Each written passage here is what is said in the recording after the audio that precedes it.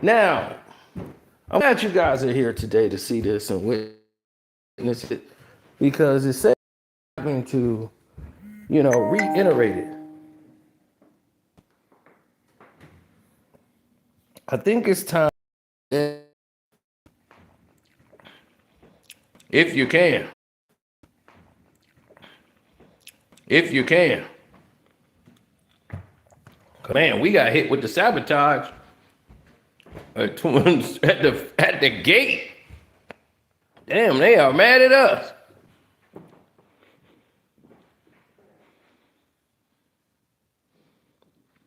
Sorry, Crystal. You've been watching my page today. We've been very active. It's been a lot of breaking news.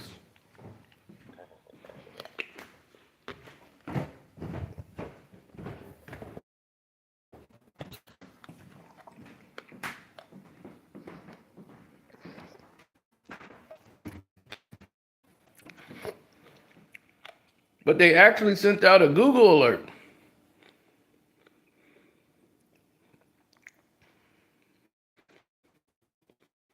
Which used to be a good thing. Now I don't know.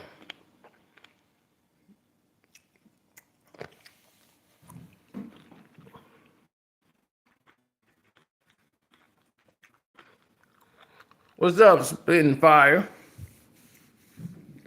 I saw you subbed up for the whole year for the Patreon. Appreciate you.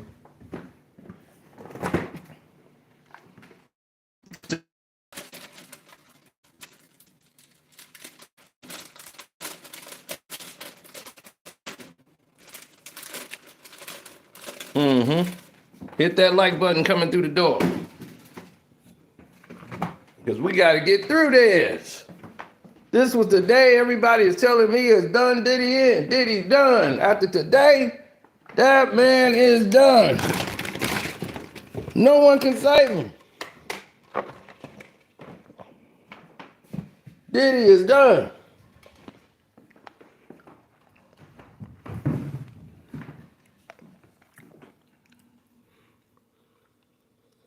After this video is over on the Patreon, you have this Patreon-only video about the Knicks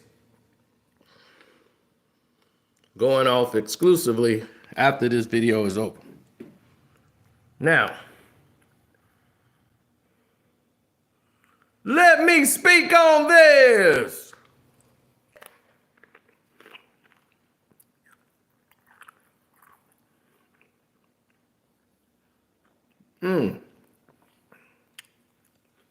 Grapes.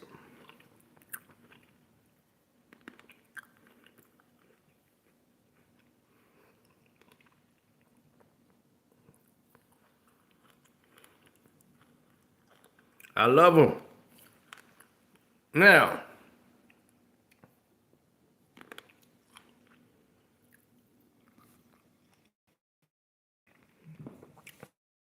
that I have your attention,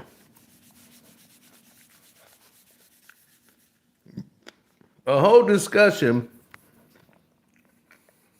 about Capricorn Tamia, including Dion's Nash and calling Maureen Comey girl, the mistrial bid on the fingerprint card, and all that destruction. They got all that testimony there.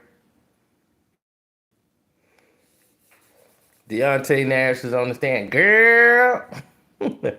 Yeah, so it's pretty weird. Now, they brought the jury back out because this was in two parts.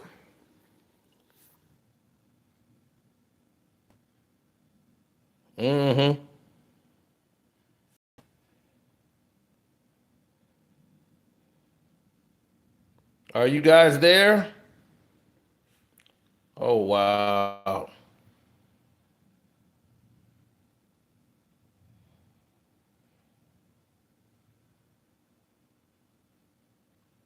Are we back? What's happening here? Okay. My goodness, y'all. The sabotage game is crazy.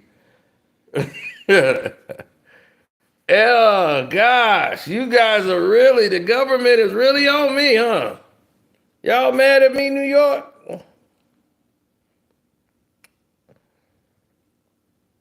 We ain't even get started yet. They've been doing everything on this live stream to keep you guys. Yeah, it's been Sabotage City, and everybody can see it. Now they got me blurry.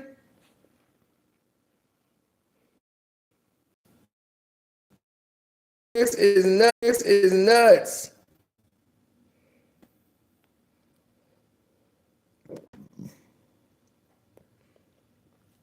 I want all of y'all to go to the please send back feedback button.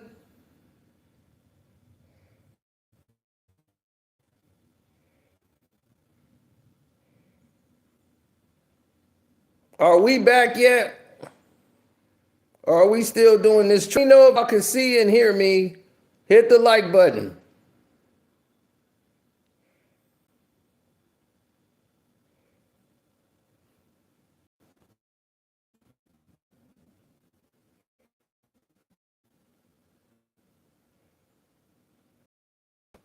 Mm-hmm. Now, why would they be violating the live stream, ladies and gentlemen? Start thinking about that. Why would anybody be trying to violate the live stream? Because they know what we're about to say. It's too much truth for them to handle. So now Garcia with immunity, right, is getting ready to take the stand. Eddie Garcia.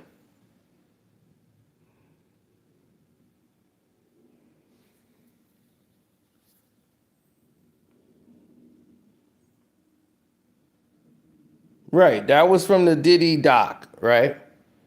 So they bring Eddie Garcia in there to take the stand.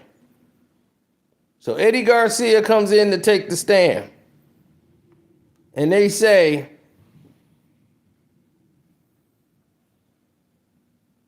where did you work the day in question? He says, the Intercontinental, I was there for an incident involving Sean Combs. Do you see him here? And they stipulate, they say, okay, Mr. Steele will continue to do the cross. They's like, bring in the jury. So the jurors come in, right? And there's some scheduling modifications, including that of the June 11th, where they did not start until 1 p.m. And June 5th, from 11 to 4, and June 20th, the day of Juneteenth, they said they're going to stop at 1 p.m. because of Juneteenth. Now, they come in and they say, who is your supervisor? The government is now doing they're interviewing their witness live on the stand. The jury's there. And they said, who is your supervisor? He says, Bill Madrano. He told me he would do it for 50. And they were like, what did you mean? Oh, wait a minute. I'm sorry. I think I went past what I was supposed to actually say here. Hold on.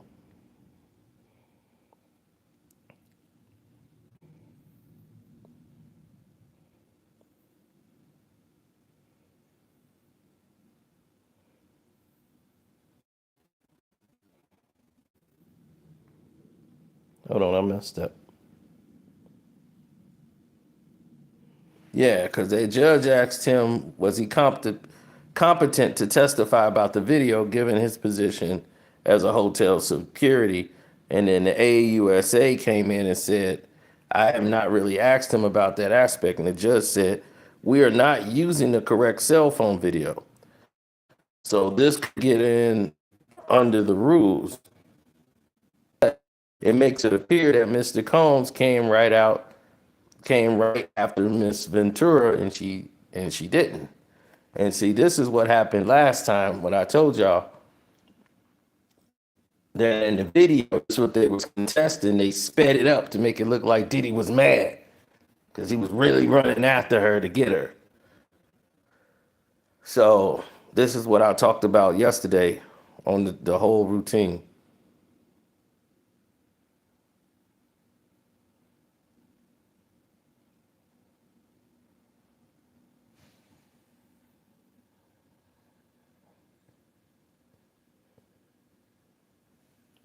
Okay. Well, we'll get to that part. They said, Mr. Steiner, I'd like to address the timestamps on the security video. They're routinely inaccurate. The defense is concerned could be allayed by inserting breaks in the clips. And the government says since they'll be testifying, it's hard for them to be editing the clips at the same time. We don't think it's misleading. The judge said the defense can cross-examine on these. And they said, given that the defense played the video of Mia's birthday video for Mr. Combs, we want to introduce recordings of his jail cell calls about organizing social media celebrations on his birthday, which he views as a way to change the narrative.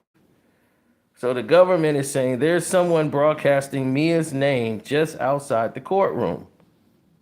And they said yesterday we asked from front to back of the courtroom, like, Diddy, they're coming after you. And that's when the lady starts screaming, Diddy, they coming after you, these mother. That's the video you saw earlier when that went down. I can believe that was just 12 hours ago. But yeah, 12 hours ago, that happened. The lady went crazy, screaming, they coming to get you, Diddy, and all this stuff. So when she started her rant, this court security officers escorted her out, right? So the judge,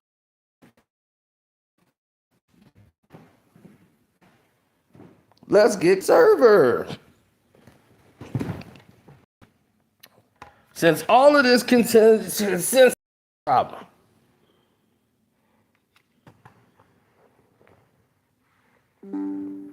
Yep.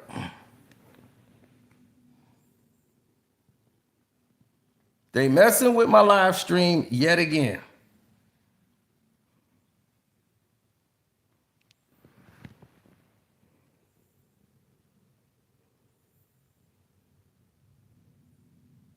It's terrible.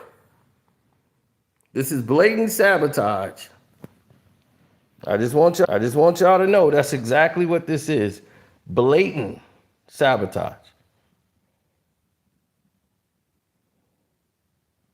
Hit the like button, y'all. Hit the like button up.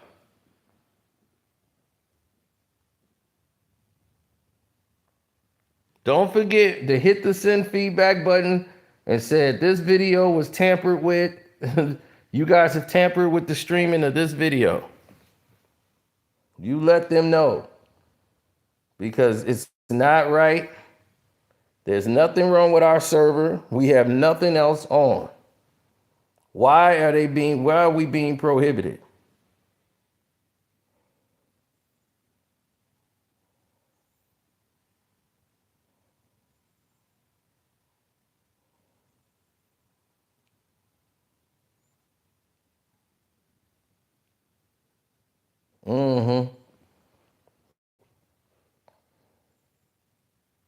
Well, we'll get to the end of that. We'll get to the source of it.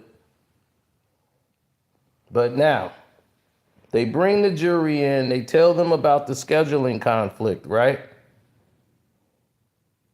So as they're telling the jury about the scheduling conflict, which we already went through,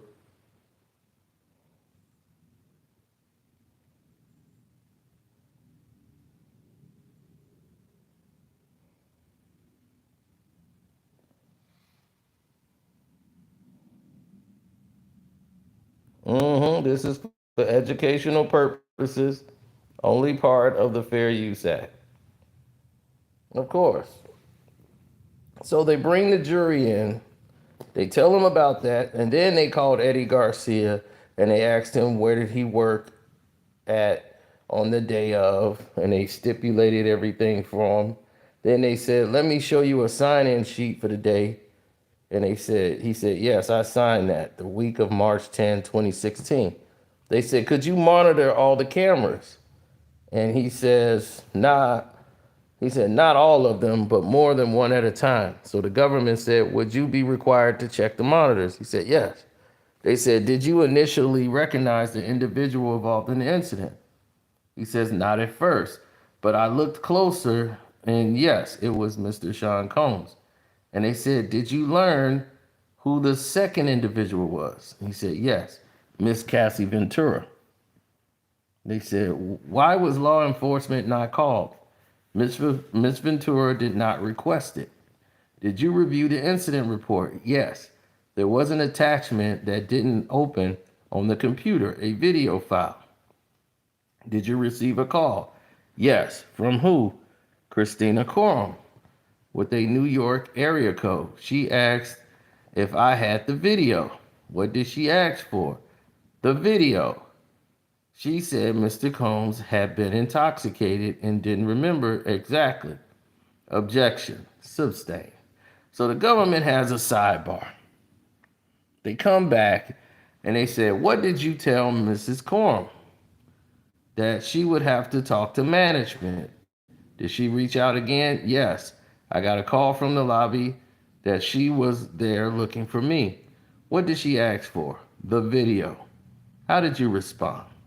That she had to talk to the management or file a subpoena. What did you tell her what you saw on the video? Yes, I told her off the record it's bad. Did you get another call? Yes, from a NY area code. It was Miss Coram. She put someone else on the phone. Who? Mr. Combs. He asked, do you know who I am? What did you say? I said, yes. Asked for the video. He asked for the video and said he had been intoxicated. I told him I can't give the video. How did he sound? He was talking fast and stuttering. He sounded nervous. Did you email management? Yes. Bring up GX7R149. What is it? The email I sent. Objection. They was like overruled. The judge wanted to see what's in the email. And as shown, Coram phone number was on it, not redacted. It says, Mr. Combs, aka P. Diddy, says he is a Patreon and wants to talk to you. The AUSA said, did you get more calls from Ms. Coram? He said, yes, on my personal number. They said, how did you react? He said, nervous. Ms. Coram passed the phone to Mr. Combs again. What did he say? That sounded like a good guy, that he could help. That's something like this could ruin him. He wanted the video. He said if it got out, it would ruin his career. I said I didn't have access to the server. He told me he believed I could make it happen. He would take care of me. What did you think he meant? Money for the video. What did you do? Reached out to my supervisor about it. Who was your supervisor? Bill Madrano. He told me he would do it for 50. What did you think he meant? He'd give the video up for 50,000. What did you do? Called Christina, who put Combs on. He called me, Eddie my angel. So that's how the Eddie my angel came in there. He was Eddie my. So that's how Eddie my angel came to be.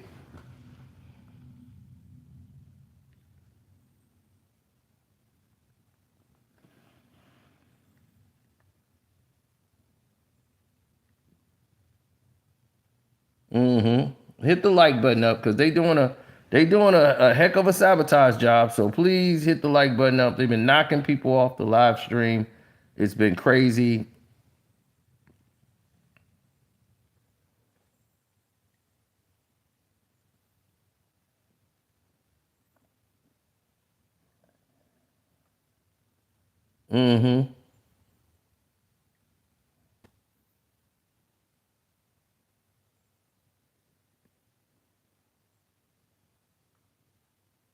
Oh yeah, it was pretty interesting.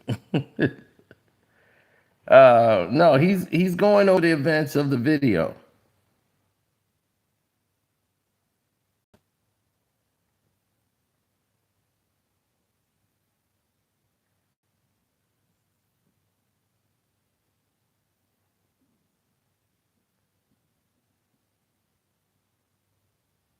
Oh, without a doubt. That's why he called him when he said he called me Eddie the Angel.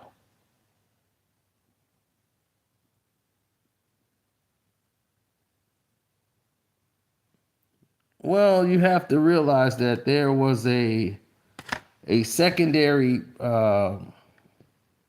issue going on there because there was so many different accounts to be had. Like today was in limbo because there were so many different things going on at one time. It wasn't just like one thing happening. It was a list of a lot of different elements put into place. So therefore, it didn't really flow like the way everybody thought in the courtroom. It was a lot of stoppages. Uh,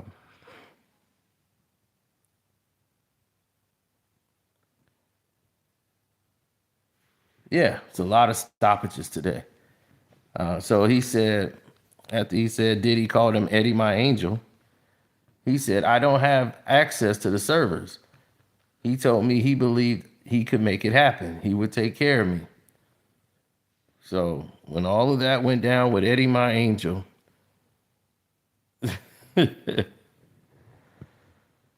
right?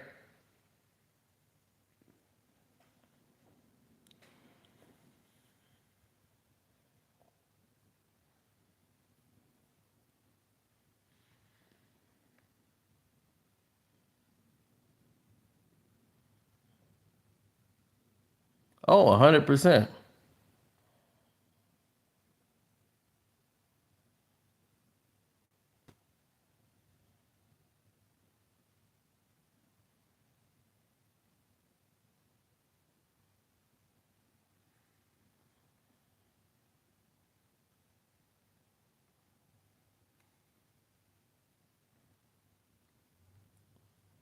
Well, you gotta understand when they start going back to the situation where people wanted to ask for like what happened with the video and things of that, and they talking about who reached out. Everybody's in limbo.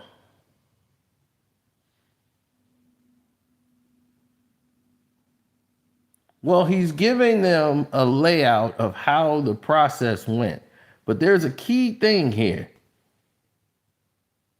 He said, hey, if you could take down the video, Diddy did not offer a bribe. He just said, hey, I'll take care of you. And the supervisor asked for $50,000. Said, I could do it for 50.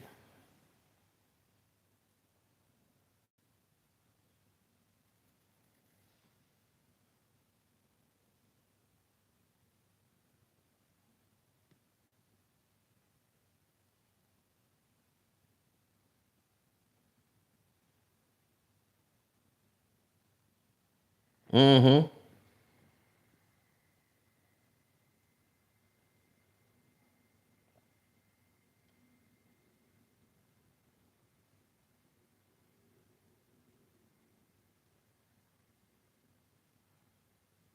Oh, yeah.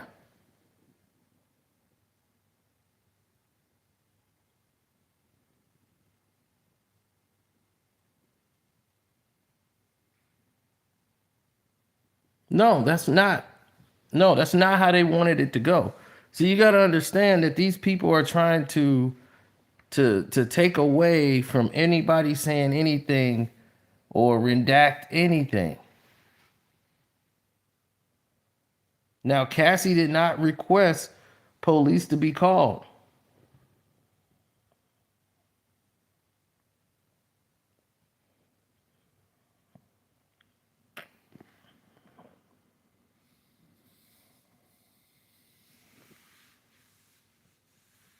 They said Diddy had the only copy, nothing in the cloud. I called Mr. Madrano and he said it was the only copy he took off the server.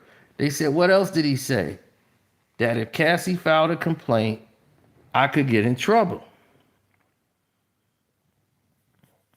Mr. Combs said, don't worry. Cassie wanted it gone too. He called her on FaceTime and showed me. She was in a hoodie, but I recognized her. And he said, what did Miss Ventura say? She said she had a movie coming out and wanted this not to come out. So this goes a long way to back up that Cassie made her own decisions. Cassie and Diddy both wanted this video gone. So it isn't just a Diddy situation speaking for Cassie. Okay? Cassie got on FaceTime and told him also. Diddy was in one location, she was in another location. At no time did Cassie could have said, no, keep that. She had a movie coming out. She didn't want to ruin that.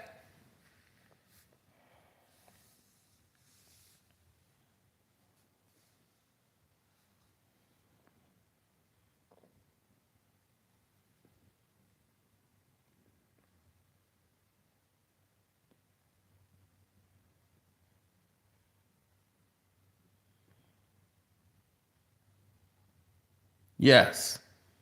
So all of this information was swimming around.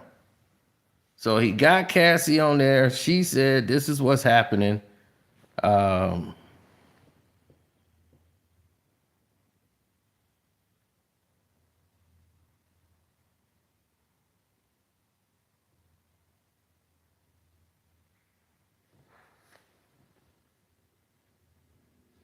Mm-hmm.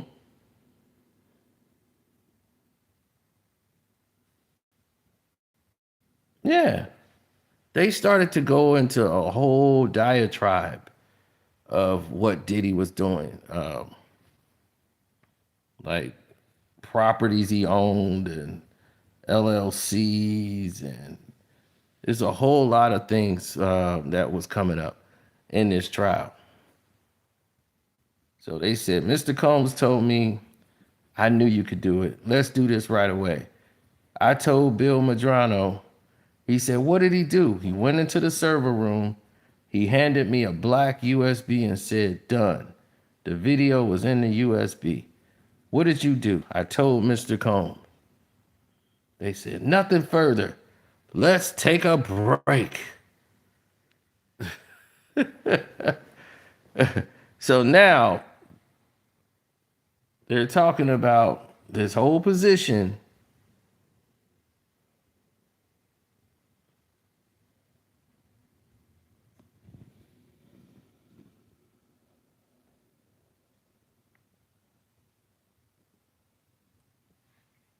Oh, 100%. So the whole issue after they took the break and everything, everybody's like, man, this is it.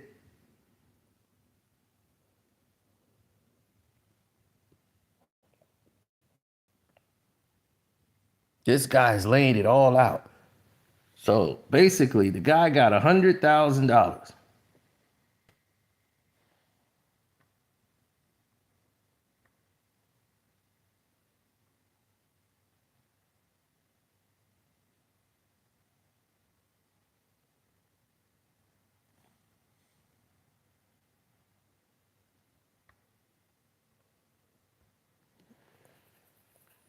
Mm-hmm.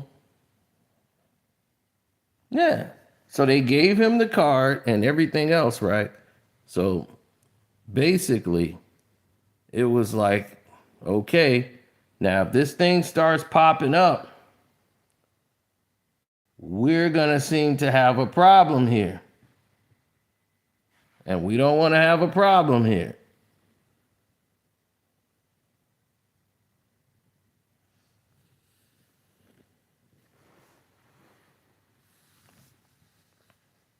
Well, the main problem that they had on the docket,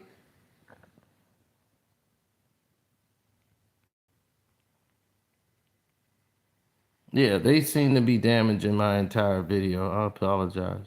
Hold on.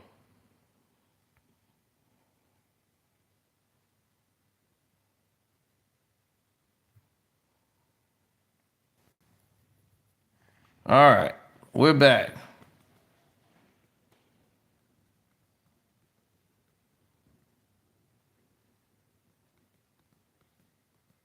Yeah.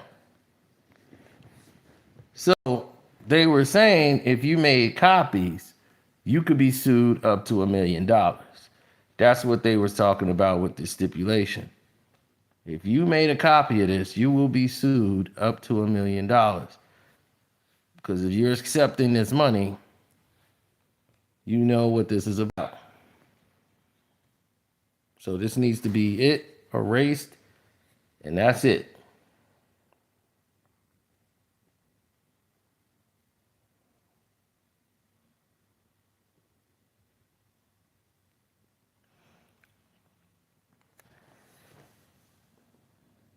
Now, they should have went to the servers, had that video erased, and that was that.